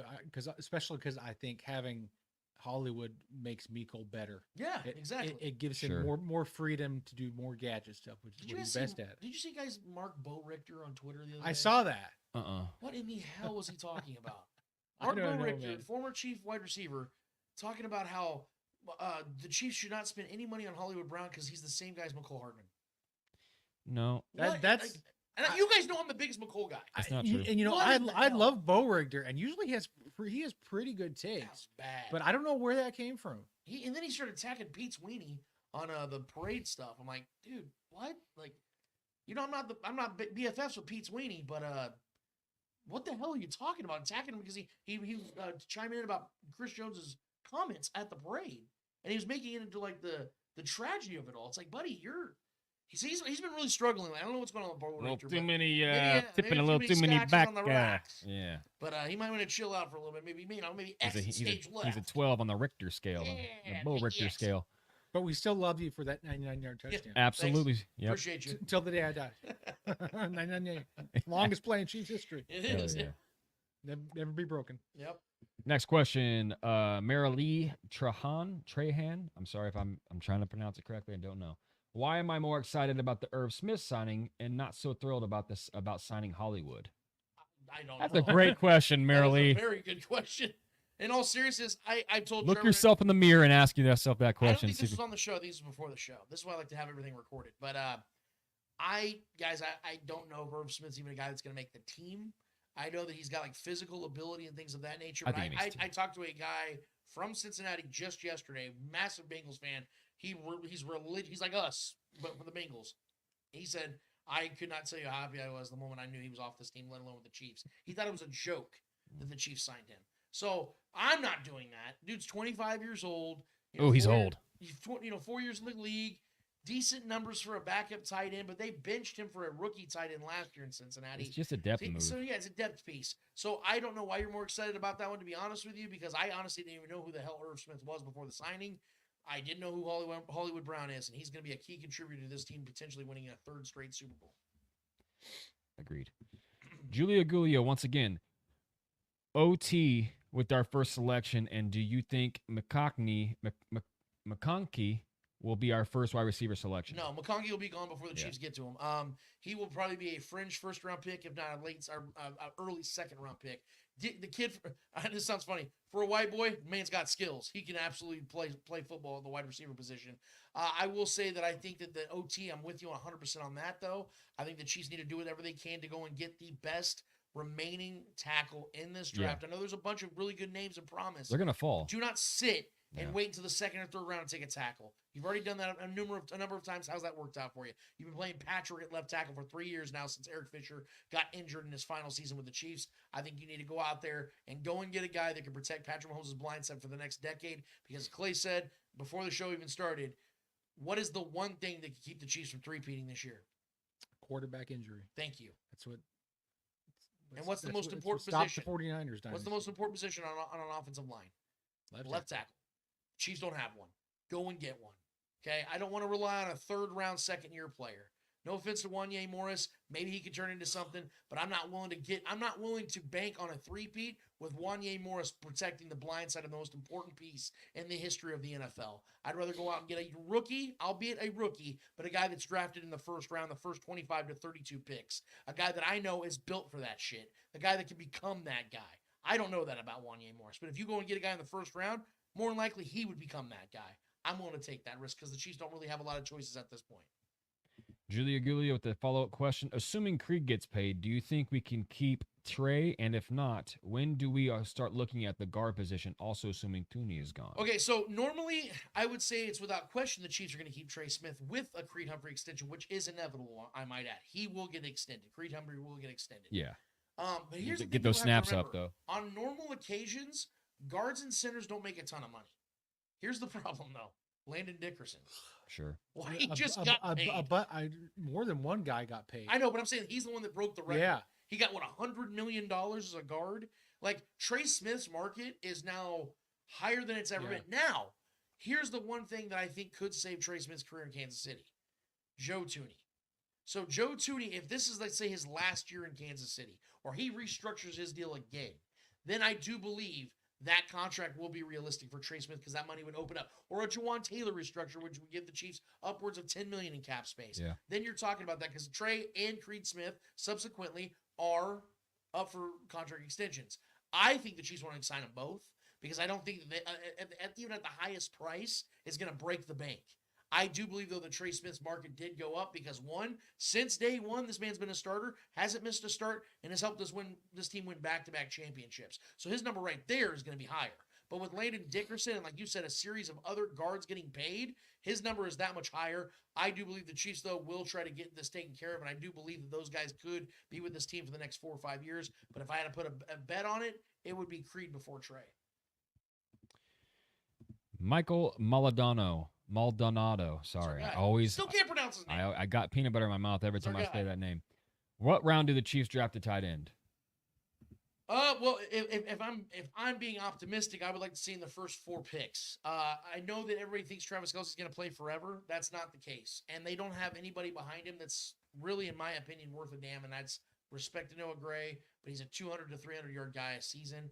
I like Noah. He's got type 1 diabetes. I don't know how long he's going to play football. I'm worried about the longevity of his career. And like we just said about Irv Smith replacing Blake Bell, I just don't think they have enough at tight end. And we know that Andy Reid loves running 12, 13 personnel. So getting depth at that position is such an important thing. So if you can go and get a guy within the first 120 to 130 picks, sign me up for that. This is a good tight end draft as well. I don't know if it's as good as last season's because holy shit, was that a great tight end draft. There was like 5 badasses in that one. There'll probably be 2 or 3 in this one.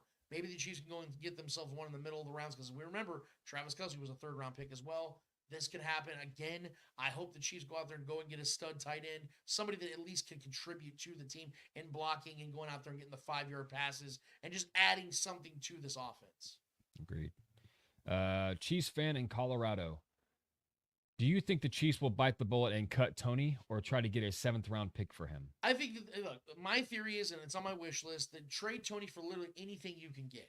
If you can get a 2026 conditional 7th round pick, trade him for it.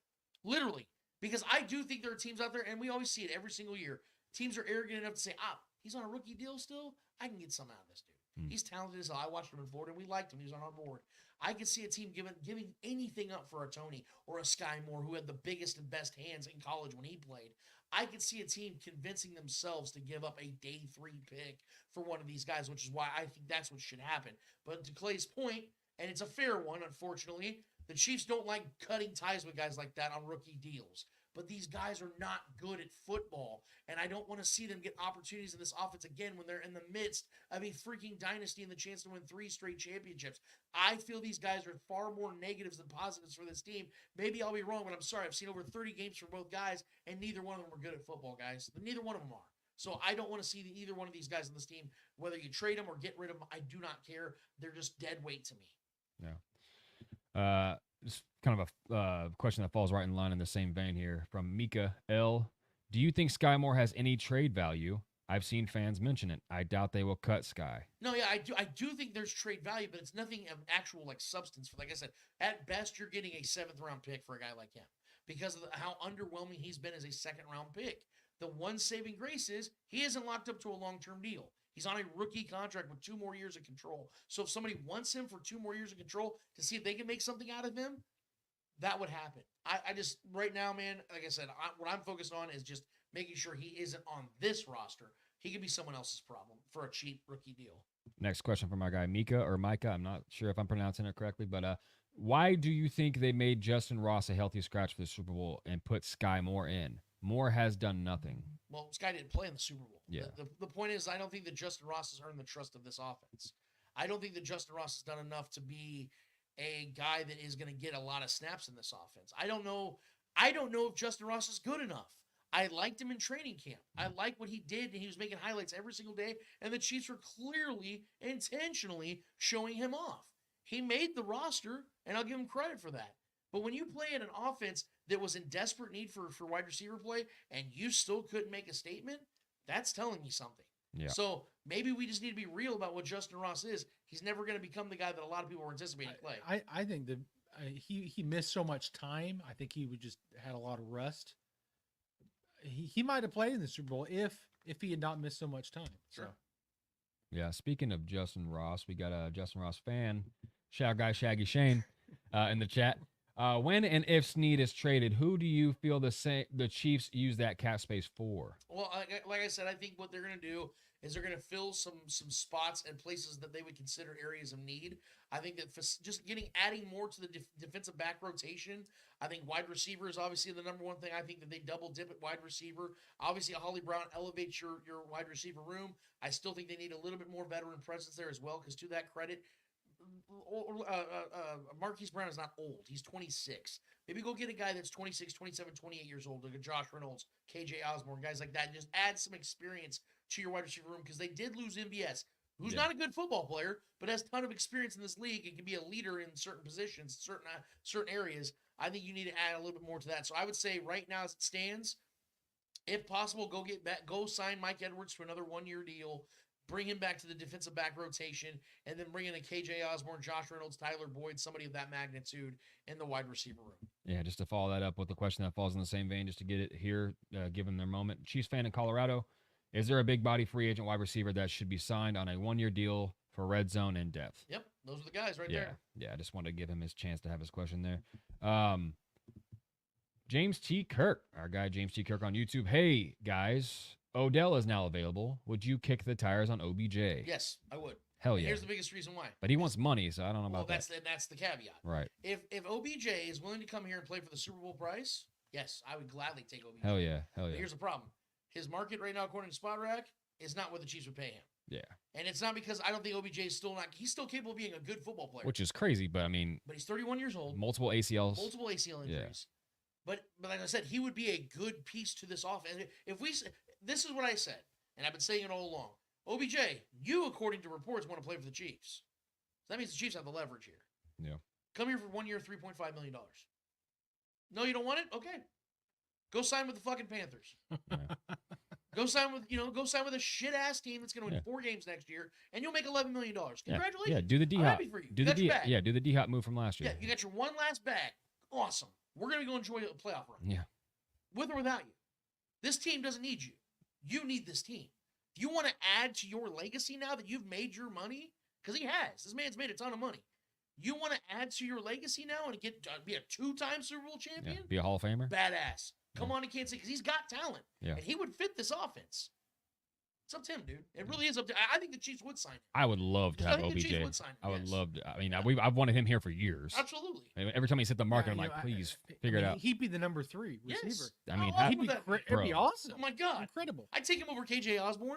I'd take him over those guys. Because I mean, even he's older, he's more skilled. And last year wasn't a good fit for him. That Baltimore offense just wasn't a good fit for OBJ. And you want to talk about hands? Yeah. Oh yeah. That man's got spider webs for hands. Yeah. He's like Larry Fitzgerald in a smaller body. And, that dude has hands. And guaranteed they'd cut Justin Watson. So win-win for Lance. Let's get this shit going. Come on. All right. Just one quick off the wall question here. Wallace Harper on YouTube. Whatever happened to Eddie? He's no longer with us. We killed him. He's buried in the backyard. Calling the cops. He did. No.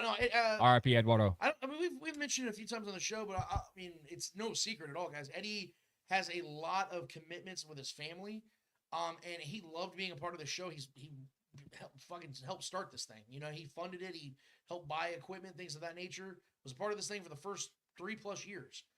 The problem, though, is that, you know, when we do a show like this and we want to continue to grow it, there's got to be commitment to it. And I'm not dogging him at all. We had a great conversation about it, and he made a choice of, hey, man, I'm going to focus on being with my family. I'm going to focus on doing these other things during my weekends, and we agreed to it. To this day, he's one of my best friends. We're all great. No problems. He's hinted at maybe wanting to make a comeback here and there, you know, like an episode here and there, which we would love for him whenever he's ready to. But we decided, you know, it's best that Trevor and I, Clay, we have this thing locked down, ready to go. Every single week, you guys know we'll be here. Eddie, you know, he just, like I said, he had other things that he wanted to focus on, other passions he wanted to focus on. We respect and support that. So that's where Eddie is at. Absolutely. Love you, Ed. So it's becoming a tradition every week. Now we do the show. We end the last 2 questions are usually from our guy, James T. Kirk. So he has the last 2 questions here. We touched on this already, I think, numerous times on the show, but I will give him his moment here. I'm big on Mike Williams. I think when healthy, he's a budding star at wide receiver. Would you pursue him? No, because Mike Williams is never healthy. He's never healthy. That's the problem. Yeah. And he's nearing 30. I'm a fan of his skill set for sure, but he's just, He's just not, and to be honest with you, I don't think he fits the offense. He's a big receiver. He's like, what, 6'4", 6'5"? Yeah, I think he's Mike Evans light when healthy. Yeah, but they're similar players. Healthy. healthy. Yeah. When was the last time Mike Williams played a full season? All right. You know what I mean? Like I think he's played one full season once. So if you want to get Mike Williams on a 1 year, $4 million prove it deal, cool. And he's a bigger guy too, He's makes it gonna even miss that 6, much 7 more. games on the low end with thigh contusions or some horrific injury. I'm not wishing it on him, but this is what happens. Yeah. He always gets severely injured, and he's out for 2 months. This team can't afford to deal with that. So I just think that Mike Williams needs to go out there and try to get as much money with a bad team as he possibly can, and maybe he can structure his image in the league. Or let's say he plays for a bad team, and has like 1,000 yards, like 8 touchdowns. Then it's like, oh, he's on a 1 year deal. Maybe the Chiefs can revisit that next year and give him a 2 year deal worth $20 million. Yeah, and because he proved himself. I don't think that's happening, though. I think that Mike Williams is who he is, and I would not pursue him. I think there's better options out there. Yeah, I'd rather take a shot on it. I think Devontae Parker just became available, too. I think the Patriots cut him, like, earlier this week. Another guy who's hurt a lot. True, but a bigger guy, body guy who I think stays healthy a little bit more than Mike Williams does. But, yeah. But then again, who doesn't? Yeah. And did you see that news about Corey Davis unretiring? Yeah, I actually like that. I like Corey Davis. He's only 28. Yeah. But this isn't funny, but it is funny, so I'm going to laugh at it anyway. Imagine Mike Williams and Kadarius Toney on the same team. Bro. We're having an inactive off. It really depends on price. If we can get Mike Williams on like a vet min, I'm cool with that. I'm honestly cool with that. But yeah, last question, and it has to be an NBA question, of course. Basketball question. Final question from our guy James T. Kirk, and yes, it's a basketball question. The Lakers are near the bottom of the playoff seeding in the West, and are they still dangerous if they make it past round 1? Do they have LeBron James and Anthony Davis? They do, and healthy right now. Yeah, for the most part.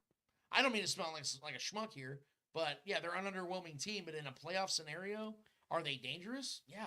They have 2 of the 10 best players in the league. They just better hope they don't face my Kings in round 1 because they fucking own the Lakers. I mean, bad. Sabonis is 10-0 against Anthony Davis. But the way I look at it is there's no Dirk Nowitzki, so I dodged bullet.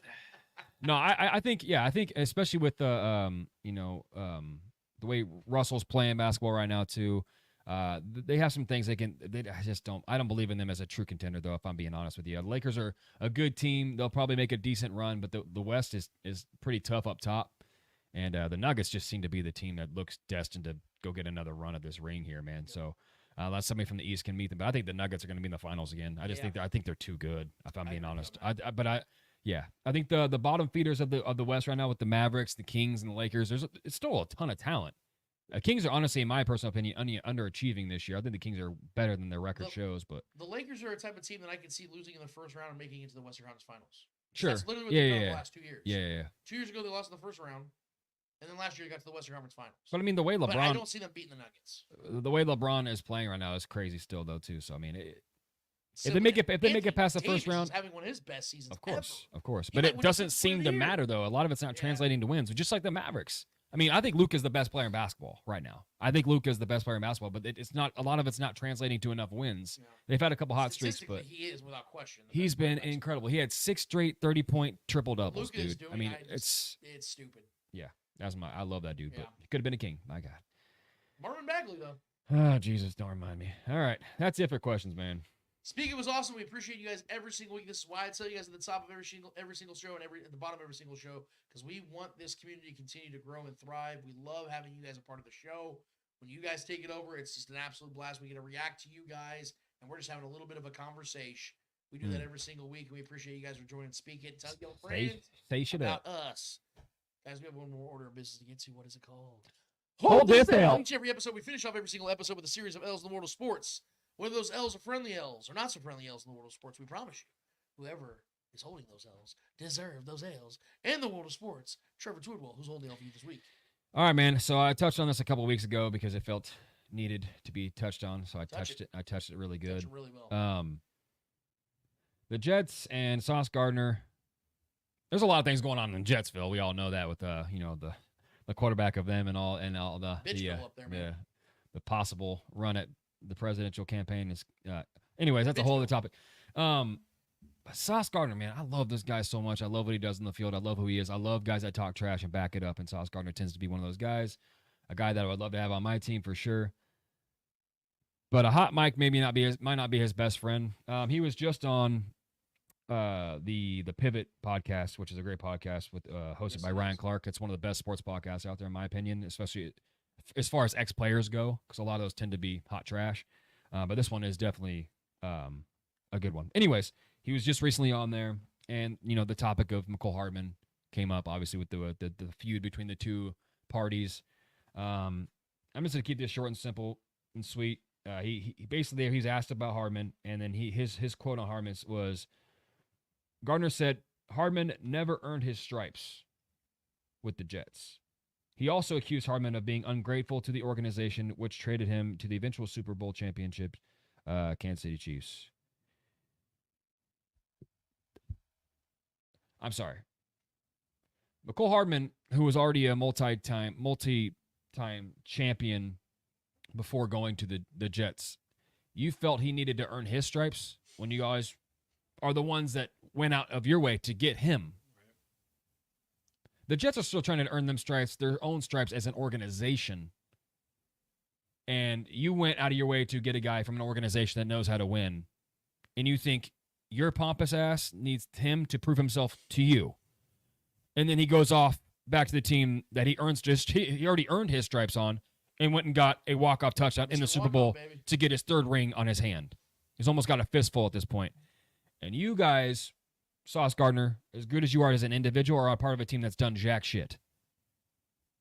I just find that hilarious, and I find it very L-worthy. So for that, Mr. Sauce Gardner, do me a solid favor and hold this L. Why be so salty, Saucy? I don't get it, dude. Clay Windler. Yes, Who's sir. holding the L for you this week, my man? Well, 2 years ago, we saw Juju Smith-Schuster come to Kansas City, sign a cheap one-year deal, and get a ring. Last year, we saw Drew Tranquil come to Kansas City Chiefs, cheap one-year deal, get a ring. This week, Sounds like a trend. This week we saw Hollywood Brown come to Kansas City, sign a cheap one-year deal, and maybe, just maybe, he might win a ring. So, for all those other receivers who had a chance to come here and chase a ring, And you ain't lying.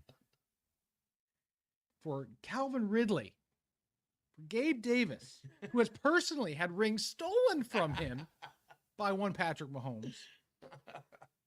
Excuse me, let me finish.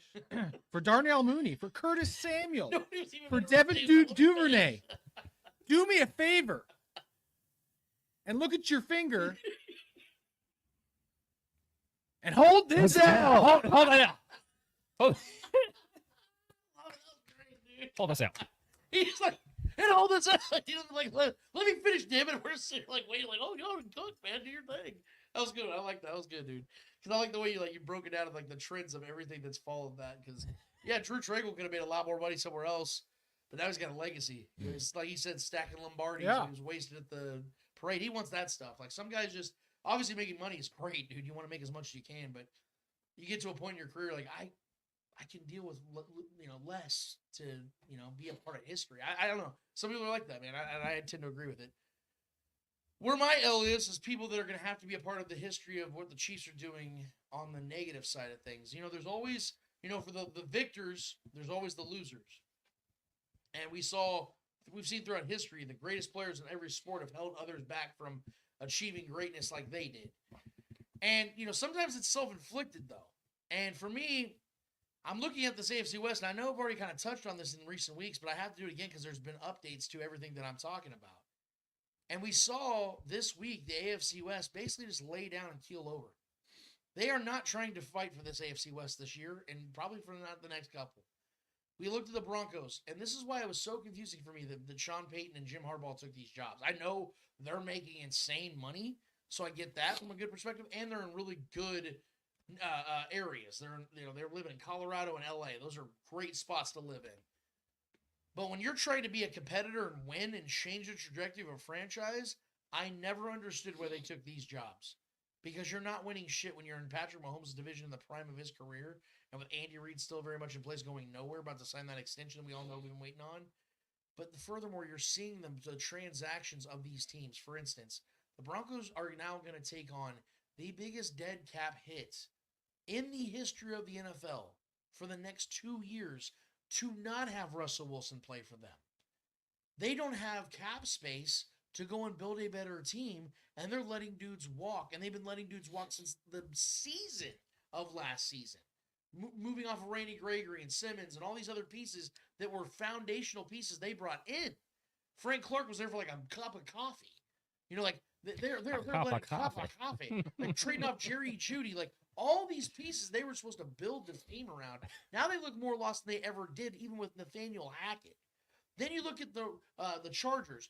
Jim Harbaugh, hell of a hire. I love him. I think he's one of the best head coaches football has ever seen. But here's the problem. Justin Herbert, who's the spectacle that everyone keeps trying to convince me of, is now expensive, has now had several injuries, and now just lost not one but two of his best weapons. Oh, I'm sorry, three of them, with Austin Eckler, Mike Williams, and Keenan Allen, who got traded for a 4th-round pick to the Chicago Bears. Crazy. He has one good offensive lineman because Corey Linsley retired. Now he has Rashawn Slater, who happens to be a left tackle, which is the spot you'd want to be good at.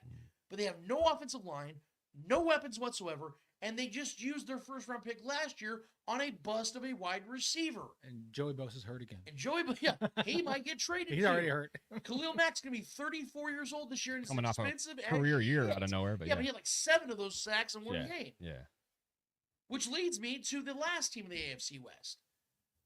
The Las Vegas Raiders, who, although I like Antonio Pierce, I don't love him as a head coach. I definitely wouldn't want him as mine because I don't like defensive-minded head coaches. I love my that head guy. coach. Yeah, but I like what he brought to the table. Of course. Max Crosby and him seem to have something good going on. And you think, oh, this is the opportunity for the Raiders to maybe catch some stride. And then they decide to go and spend money on Gardner Minshew as their quarterback. So you go from Jimmy Garoppolo to Aiden O'Connell to now Gardner Minshew. So you went from shit to poop to crap. And I like Gardner Minshew's mentality. Like how he tries. He's a good backup. That's a guy you're going to try to win the AFC West with against Patrick Mahomes. Like Liam Neeson said in Taken, good luck.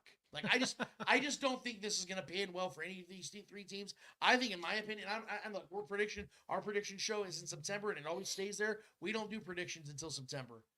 But if anybody's going to really try to make a convincing case for any of these other teams to win the AFC West, you're out of your fucking mind and you need to be drug tested immediately. Maybe lobotomized. Maybe both. The point is, the AFC West has already been won. So for that, the AFC West as a whole outside of Kansas City, do me a solid and hold it down. Good times. James T. Kirk liked Clay's takes. And Clay, tell him. Clay, you tell him. Let me finish. Soldier Clay, tell Let me finish. Hey, shout out, by the way, to the shirt. Tell the people where they can find that shirt. This is the Dynasty strikes back to back. Kansas City. Commandeer brand, baby. Let me zoom in there. Get those titties in there.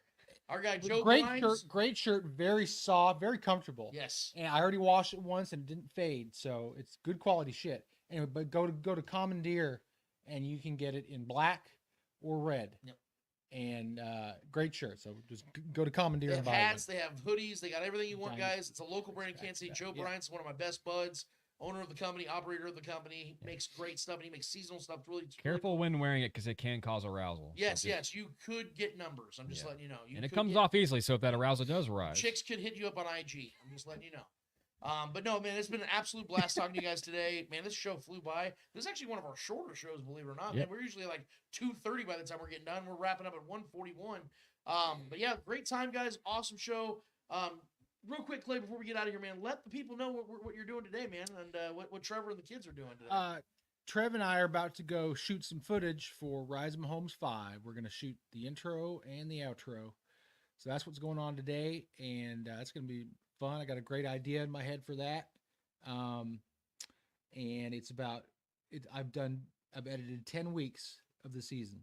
So it's runtime it's over 45 minutes now. Fuck yes. So gonna go home today and start working on the first Raiders game, the Rashee Rice breakout game. Oh yeah. So that'll be a really fun segment. So that's still coming. We're working on that. So you can look forward to that. Hopefully it'll be out by the end of April. So and whenever the video comes out, guys, you'll see it all over the place. Like I had a buddy yesterday. I work in the medical field. I had a guy that came up to me, hey, look at this cool stat. He showed me a stat that Clay posted. I'm like, yeah, that's my producer / best friend. So he showed me one of your stats you posted the other day. And I'm like, this is Red Stripe Cinema. So you're going to find his videos on Facebook, Twitter. You're going to find him all on the social apps. But I'm speaking for Clay when I say this. Go to YouTube, subscribe to his channel. He's already got a fuck ton of subscribers. Give him a fuck ton more.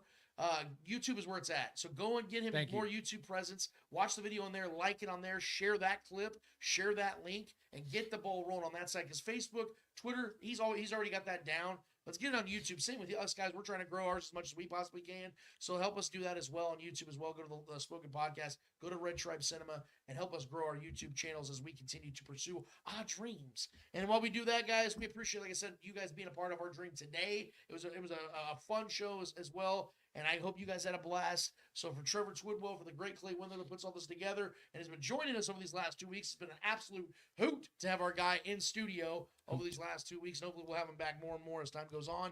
I am Lance Twidwell. The Spoken Podcast, episode 259 is done, finished, and finito. And until we're back here in 1 week's time for episode 260, hopefully talking about a couple more additions that Brett Veach brings to the beach season. We out of this bitch. Later. See ya.